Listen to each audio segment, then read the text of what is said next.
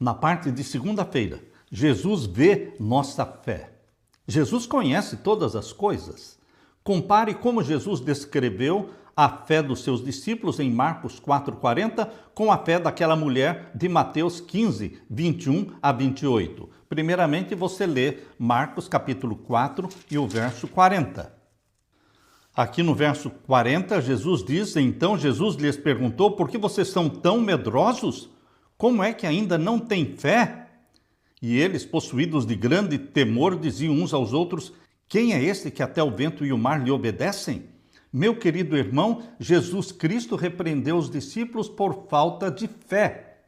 E agora, Jesus Cristo elogiou a mulher cananeia. Abra sua Bíblia agora em Mateus capítulo 15. Aqui está, Mateus capítulo 15, verso 21 em diante. O elogio de Jesus para uma mulher pagã. Aqui diz, verso 21, saindo dali, Jesus foi para a região de Tiro e Sidom, e eis que uma mulher cananeia, que tinha vindo daqueles lados, clamava: Senhor, filho de Davi, tenha compaixão de mim, minha filha está horrivelmente endemoniada. Esta mãe estava desesperada, a filha estava possessa pelo demônio. Verso 23, Jesus, porém, não lhe respondeu palavra.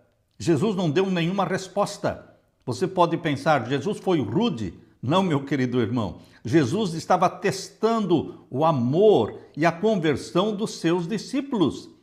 Ele queria saber qual será a reação dos discípulos diante desta mulher que está gritando atrás de nós. Verso 23, Jesus, porém, não lhe respondeu palavra. Então os seus discípulos, aproximando-se, disseram: Mande-a embora, pois vem gritando atrás de nós. Será que alguém é mandado embora enquanto ele está gritando por misericórdia, por socorro, pelo nome, pelo sangue de Jesus? Você pensa que alguém vai ser mandado embora? Alguém vai ser lançado fora? Jesus disse: aquele que vem a mim, de maneira nenhuma eu o lançarei fora. Creia na palavra que saiu da boca de Jesus, porque ele é o mesmo ontem, hoje e eternamente.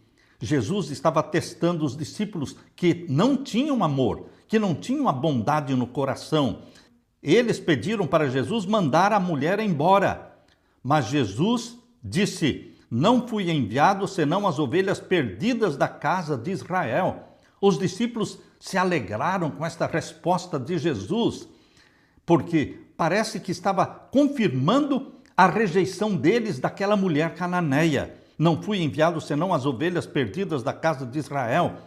Os discípulos ficaram radiantes com esta resposta e pensaram: foi bem no olho desta mulher. Ela recebeu uma resposta que merecia. E agora o verso 25, ela porém veio e o adorou.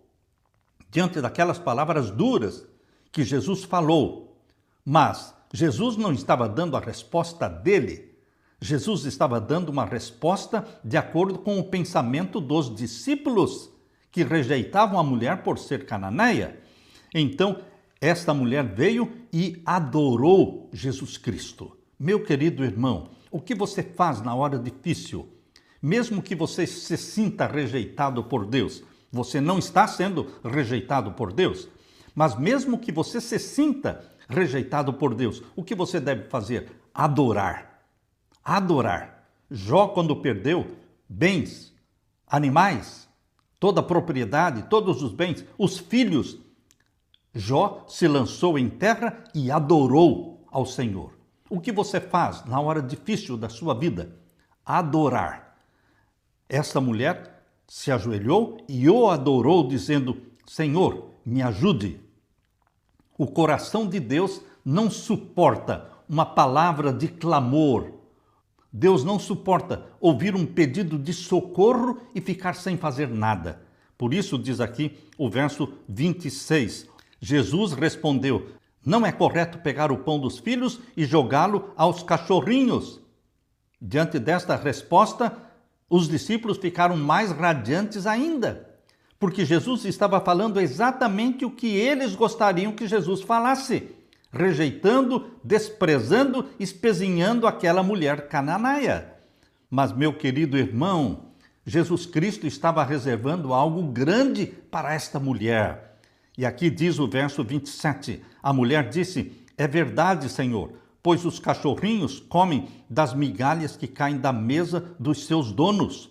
Então Jesus exclamou, mulher, que grande fé você tem, que seja feita como você quer. E desde aquele momento a filha dela ficou curada.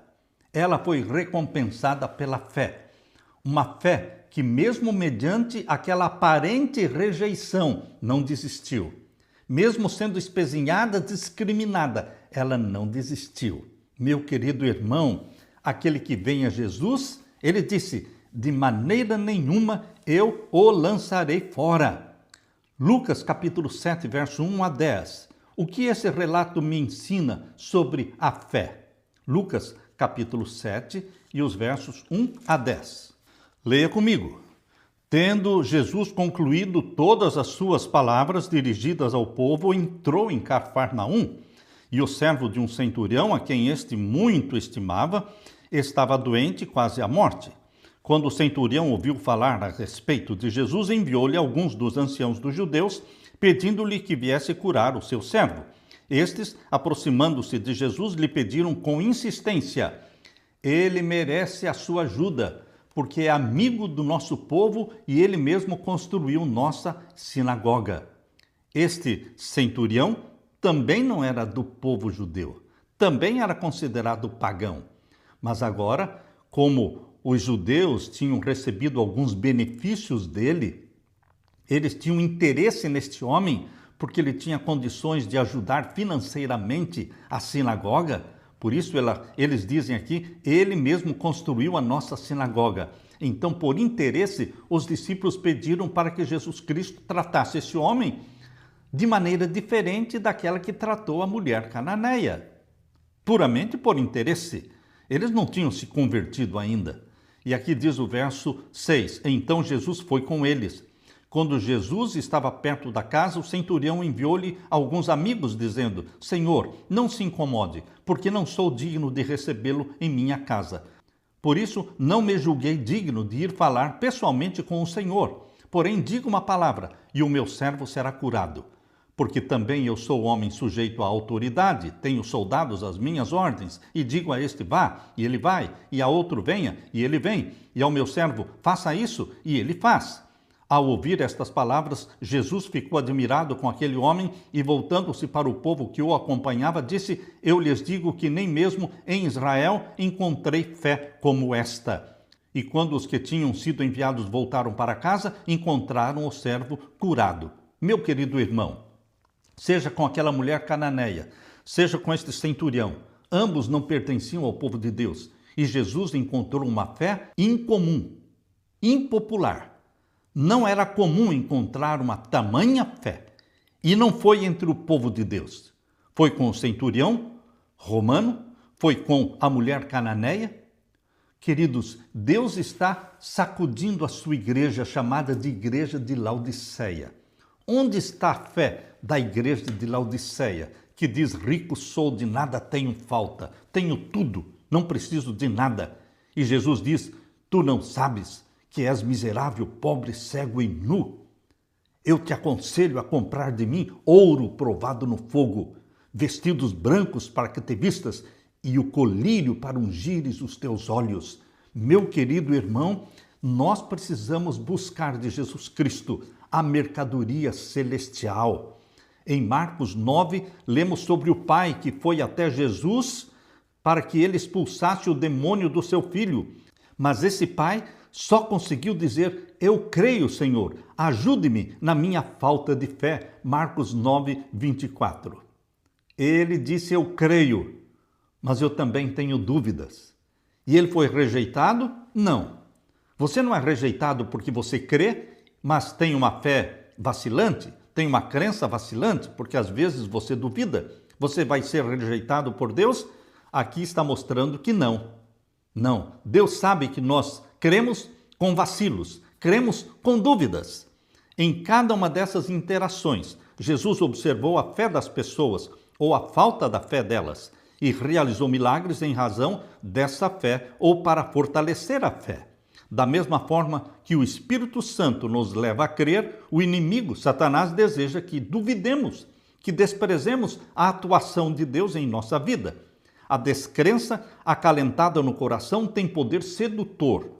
As sementes da dúvida que eles estiveram semeando produzirão sua colheita, mas devem continuar a arrancar toda a raiz de descrença.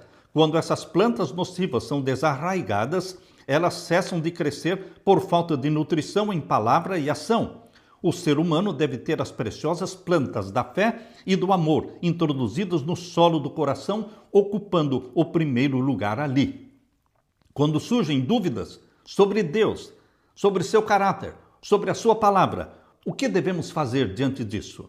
Deus não ignora nem despreza a razão humana, pois ele nos criou à sua imagem e nos convida ao diálogo, como fez com Abraão, como fez com Moisés, como fez com Jó.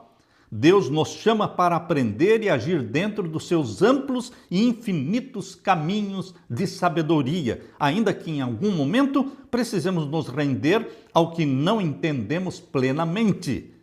Não espere entender tudo para depois crer, porque aí não haveria razão nenhuma para a fé. A fé você é crer naquilo que ainda não entende, crer naquilo que você ainda não viu. Eu tenho muita saudade de um lugar onde eu nunca fui. Muita saudade de um lugar onde eu nunca estive.